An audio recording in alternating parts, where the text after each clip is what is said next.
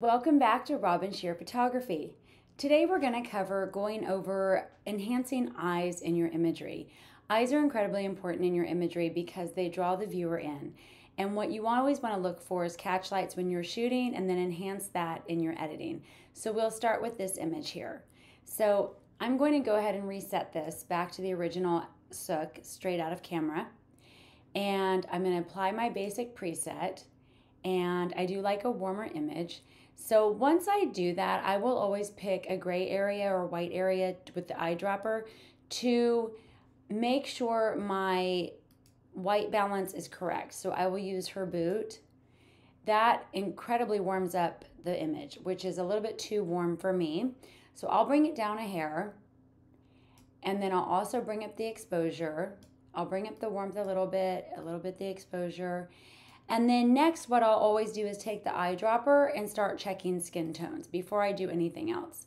So you'll always want to check a mid-tone and check that your RGB numbers are correct.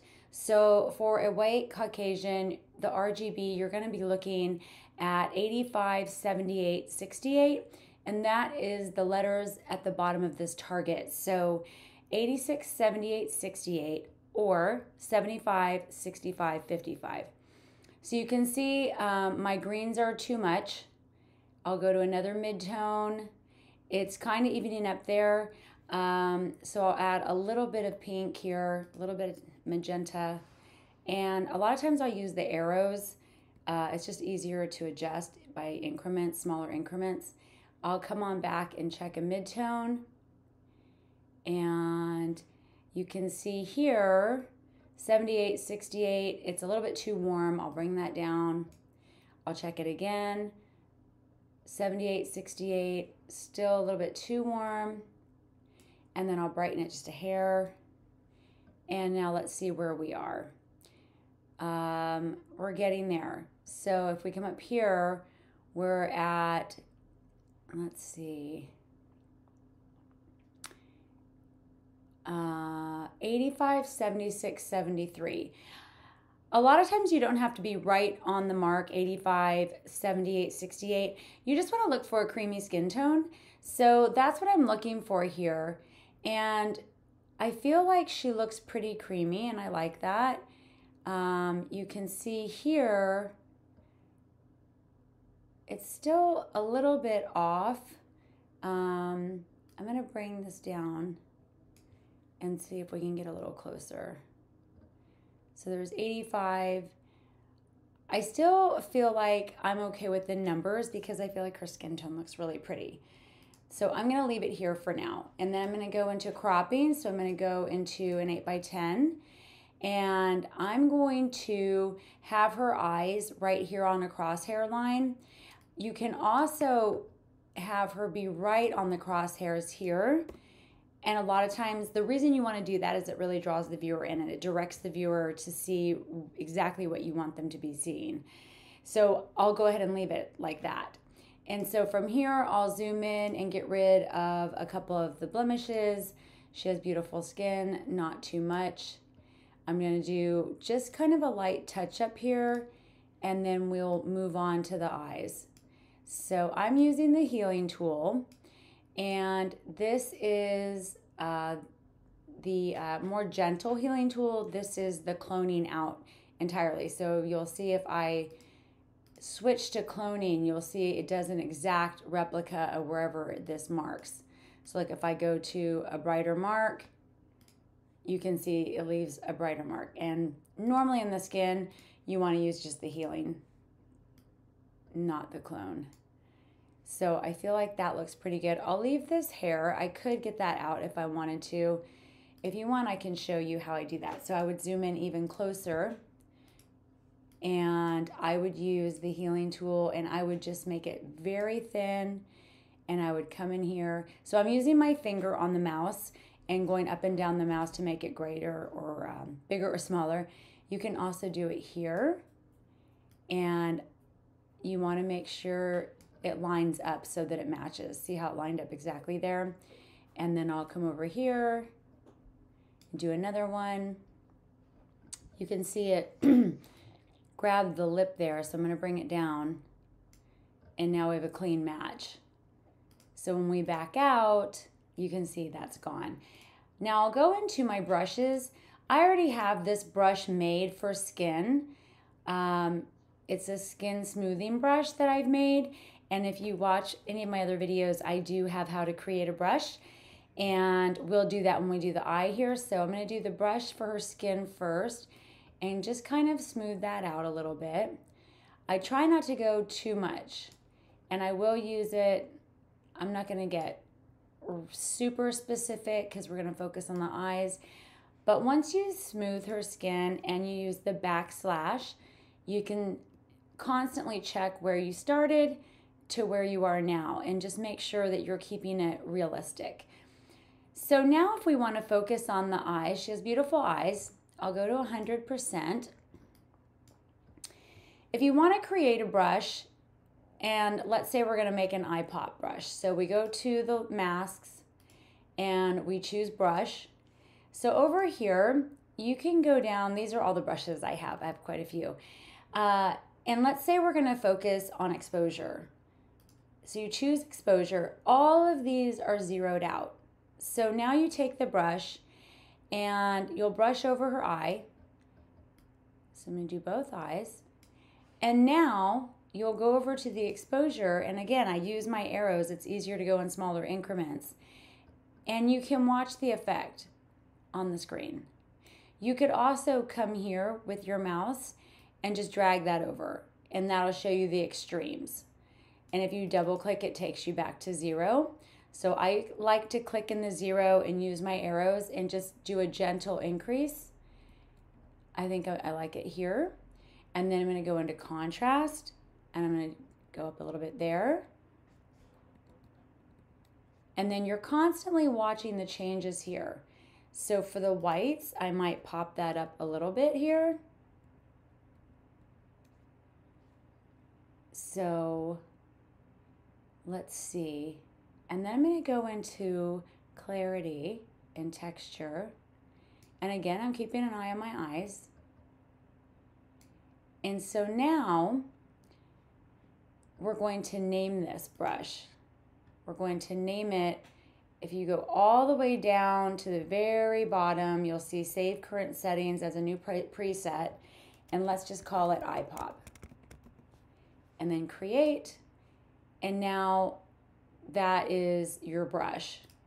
So now the backslash. And now we're going to check out. Now you can see it's a little bit bright here and I don't like that. I'm seeing my brush.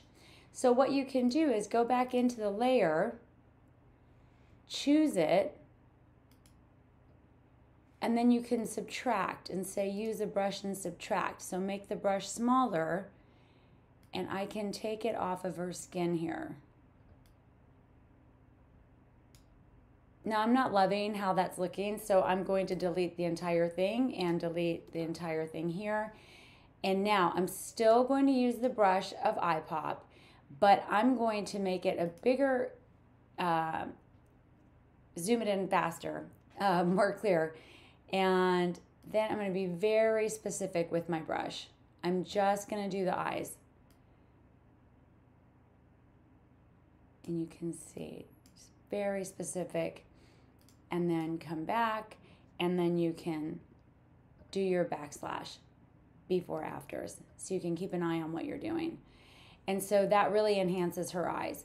And you can see I got it on the skin again. So I'm going to take it off. So you choose it, and then you can add it back in with the brush. And I'm just going to go in just right here. And I'll go to the lashes a little bit. And then I'll go here, and her lashes a little bit. And her skin actually was quite white there, so that was her skin. And then we're gonna backslash. There you go. And it just gives her eyes a little pop, draws the viewer in. So that is how you're going to draw the viewer into the eyes, make the eyes kind of bright and clear. And I also showed you how to use the healing tool and how to create a brush. And I have lots of brushes made for different things. If you wanted to tidy up the hairs here, I would go in, zoom into 100%. I would use the cloning tool and I would probably just erase some of the hairs. See, it chose something I don't like, so you can just grab it and move it. And then you can do this one and that one, grab it and move it. But you see how it's making it a sharp circle? But if you use the healing tool, I'll show you what happens if you get too close to the hair. It tends to draw the color of the hair. And so normally the cloning tool works better for when you're cleaning up with flyaways. So that's why I tend to use that. And so we want to do backslash. And now see, you can see where I cleaned the hair up here. So what I'll do now, I use the cloning tool to get the close-up of the hair, but now to blend it in, I'll use the healing tool, and I'll just kind of go above it, and then maybe drag it down a little bit, and then it really just blends in that cloning. And I do get very specific with what area I'm choosing to make sure it stays realistic. So before, after. And so right here, let's do a before, after. So that is the background. Sometimes I just like to check and see if I caught little flyaway hairs and replicated them. However, so backslash is the sook, and this is the finished image. And again, I'll check the skin tone.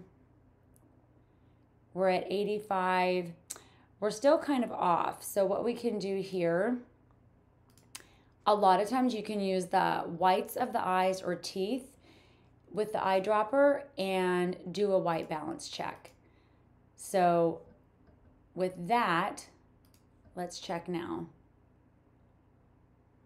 So we have, let's go to a mid-tone. 86, 78, 68. So we're still a little off. So I would say that maybe it's a bit too warm. If I bring it all the way down. Again, you want to eyeball it too, because if you're happy with the creaminess of the skin tone and you think it looks normal, then that works. I do use the numbers quite a bit to make sure I'm hitting my spots. So this is 85, 78, 68. It still says that it's too warm. However, I think she looks beautiful. I love the skin tones, and I'm going to stick with that. You could keep working on it if you wanted to. Another gray area would be down here. It doesn't change the numbers a whole lot. It still keeps making it warm. So I think that being said, 85, 78, 68. So when you go to this mid-tone, you're getting a lot closer. So I feel like I'm going to leave it. So back to where we started, we did the sook, and then we did the basic preset, and then I did the eyedropper to check the white balance and check her skin tone. And then we went up and cleaned blemishes, smoothed out the skin. We made the brush to make the eye pop. We did the backslash to check our work and make sure we're not editing too crazy, keeping it real. We touched up some hair pieces, and that about finishes it. So if you have any questions, feel free to reach out and check out my other videos and hit subscribe. It was great seeing you, and I hope to see you again. Have a great day.